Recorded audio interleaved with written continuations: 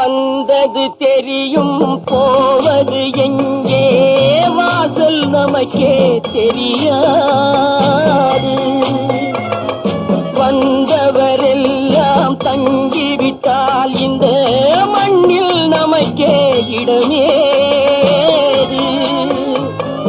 வாழ்க்கை என்பது வியாபாரம், வரும் ஜனனம் என்பது வரவாகும், அதில் மரணம் என்பது செலவாகும்.